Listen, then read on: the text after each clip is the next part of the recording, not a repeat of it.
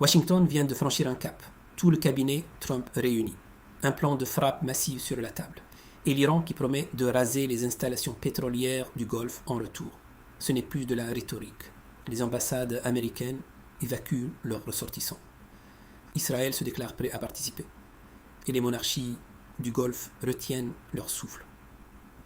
Que se passe-t-il vraiment dans les coulisses de cette escalade? Et surtout, qui a intérêt à pousser vers la confrontation directe? Premier élément. Le 1er août 2026, Donald Trump a convoqué l'intégralité de son cabinet à la Maison-Blanche. C'est la première réunion plénière depuis plusieurs mois. L'ordre du jour. L'escalade contre l'Iran. Selon plusieurs médias américains, dont le Wall Street Journal et le New York Times, un plan de frappe aérienne massive a été présenté au ministre. La cible prioritaire. L'ensemble des infrastructures énergétiques iraniennes. Centrales électriques, raffineries, stations de distribution. Deuxième élément. Caroline Leavitt, porte-parole de la Maison-Blanche, a confirmé l'objectif officiel. Forcer Téhéran à revenir à la table des négociations. Trump lui-même s'est montré sceptique sur les pourparlers en cours. Il a déclaré que l'Iran n'avait rien proposé de sérieux après 7 ou 8 jours de discussion. Troisième élément. L'autorité israélienne de radiodiffusion a annoncé qu'Israël se tenait prêt à participer à cette attaque. Le gouvernement Netanyahou attendrait le feu vert américain. Les ministres les plus radicaux de la coalition poussent pour une action immédiate. Quatrième élément. Les ambassades américaines dans la région ont émis des avertissements à leurs ressortissants. Plusieurs pays du Golfe sont concernés. L'évacuation a commencé. Cinquième élément. Les gardiens de la révolution iranienne ont répondu par un communiqué diffusé via l'agence Tasnim, proche du régime. Si les États-Unis frappent les centrales iraniennes, Téhéran détruira toutes les installations énergétiques du Golfe arabique. La menace est explicite. Sixième élément. La réunion du cabinet a également abordé l'impact économique. Une hausse des prix du pétrole pèserait sur les électeurs américains. Les élections de mi-mandat approchent. Le calcul politique est omniprésent. Pour comprendre cette séquence, il faut remonter aux négociations avortées des dernières semaines. Depuis le printemps 2026, Washington et Téhéran ont repris des contacts indirects. Le canal omanais a été réactivé, mais les discussions ont tourné court. L'Iran exigeait la levée de sanctions économiques majeures, avant tout engagement sur le nucléaire. Les États-Unis demandaient des garanties vérifiables sur l'enrichissement de l'uranium. Aucun terrain d'entente n'a été trouvé. Trump a toujours oscillé entre la pression maximale et l'ouverture tactique. En 2019, il avait annulé des frappes à la dernière minute après la destruction d'un drone américain par l'Iran. En 2020, l'assassinat du général Soleimani avait failli déclencher une guerre ouverte. Téhéran avait riposté par des tirs de missiles sur des bases américaines en Irak. Cette fois, le contexte régional est différent. Depuis le 28 février 2026, les Houthis yéménites, soutenus par l'Iran, ont intensifié leurs attaques contre des navires en mer Rouge. Les gardiens de la révolution ont multiplié les tirs de drones et de missiles vers des installations du Golfe. Des bases américaines, au Koweït et aux Émirats, ont été visées. Les systèmes de défense antiaérienne n'ont pas intercepté tous les projectiles. Ce constat a alimenté les doutes sur la capacité américaine à protéger ses alliés du Golfe. Côté israélien, le gouvernement Netanyahou traverse une crise politique interne. Les ministres d'extrême droite, Itamar Ben-Gvir et Bezalel Smotrich, réclament une action militaire depuis des mois. Une frappe conjointe avec les États-Unis leur offrirait une victoire politique. Mais Israël seul ne peut pas neutraliser le programme nucléaire iranien. Les sites sont dispersés, enterrés, protégés. Seule l'armée américaine dispose des moyens de pénétration nécessaires. La question énergétique complique tout. L'Iran exporte peu de pétrole sous sanction, mais le détroit d'Ormuz reste le passage de 20% du brut mondial. Une escalade pourrait faire flamber les cours, et c'est précisément ce qui inquiète la Maison-Blanche à l'approche des midterms. 3 scénarios se dessinent. Le premier est une frappe limitée, ciblant quelques installations symboliques pour forcer l'Iran à négocier.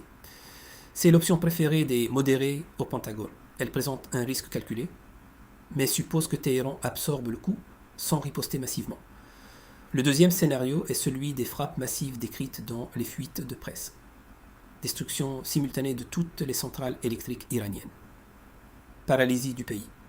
Pression maximale pour obtenir une capitulation. Mais ce scénario a un coût. L'Iran dispose de capacités de représailles significatives. Les missiles balistiques à moyenne portée peuvent atteindre Israël, l'Arabie Saoudite, les Émirats, le Qatar, Bahreïn. Les milices alliées au Liban, en Irak, au Yémen, peuvent ouvrir plusieurs fronts simultanément. Le troisième scénario est celui de l'impasse prolongée. Menace contre menace, mais pas de passage à l'acte. Trump utilise la pression pour obtenir des concessions sans tirer un seul missile. C'est ce qu'il a fait en 2019. Sauf que cette fois, la dynamique interne a changé. Les faucons sont plus nombreux autour de lui. Le secrétaire à la défense et le conseiller à la sécurité nationale penchent pour l'action. Israël pousse et l'Iran ne montre aucun signe de recul. Le communiqué des gardiens de la révolution est révélateur. En menaçant de détruire les installations du Golfe, Téhéran envoie un message aux monarchies arabes. Vous n'êtes pas protégés. Votre alliance avec Washington vous expose. Ne nous poussez pas. C'est une stratégie de dissuasion par la terreur. Elle vise à fracturer le front américano-arabe, à faire douter Riyad et Abu Dhabi, à les inciter à tempérer Washington. Le calcul iranien repose sur une asymétrie. Les États-Unis peuvent frapper l'Iran, mais ils ne peuvent pas empêcher l'Iran de frapper leurs alliés. Les systèmes Patriot et THAAD ont montré leurs limites face aux drones et missiles de croisière. Pour Trump, l'équation est politique autant que militaire. Une guerre victorieuse pourrait galvaniser sa base avant les midterms.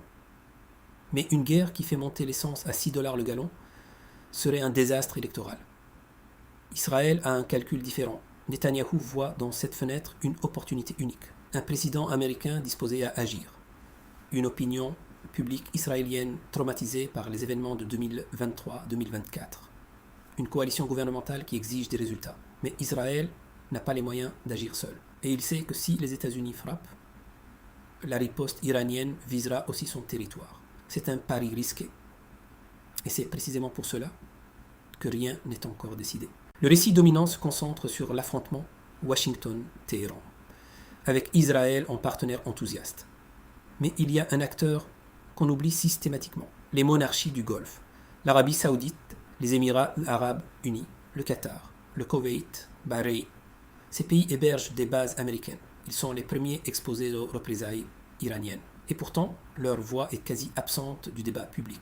Le ministère des Affaires étrangères koweïtien a exprimé des inquiétudes, mais discrètement. Riyad n'a fait aucune déclaration officielle sur les frappes envisagées. Abu Dhabi non plus. Ce silence n'est pas anodin. Il révèle un malaise profond. Les monarchies du Golfe sont prises dans l'étau.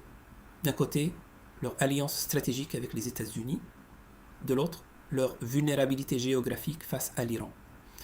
Les attaques de drones sur Aramco en 2019 ont démontré cette fragilité. Les défenses n'ont pas fonctionné. Et l'Amérique n'a pas riposté. Les princes du Golfe ont compris que Washington ne déclencherait pas une guerre pour eux.